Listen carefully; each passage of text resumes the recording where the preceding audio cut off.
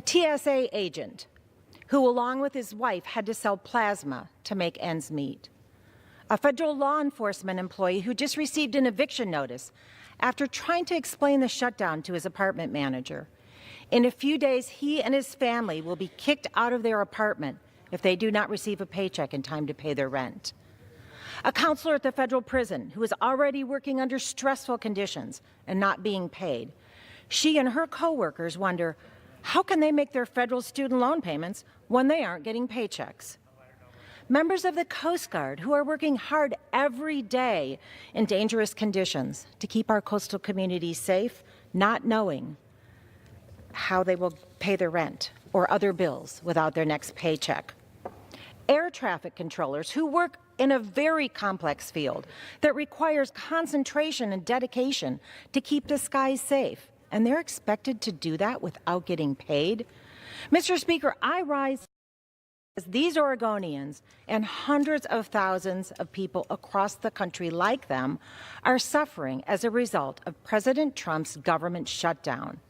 For 20 days, the president has held the American people hostage over his campaign slogan to build a wall along the southern border, a wall that he promised Mexico would pay for.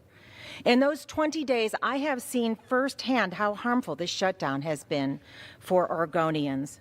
I've spoken with individuals from Astoria, Sheridan, Portland, and beyond who are worried. How are they going to pay their rent?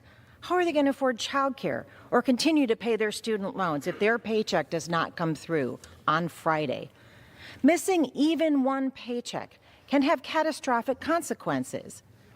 It is far too high a cost for these dedicated federal employees to pay for a policy fight that they did not start and have no power to end. This is unconscionable. Hardworking Oregonians should not lose their homes or be forced to sell plasma because the federal government is shut down, especially when they are continuing to report to work and protect our country without pay. Since taking the majority last week, the House has taken swift action to reopen the government. We've passed bipartisan bills to fund government operations and pay workers who have been furloughed. The American people have been held hostage long enough.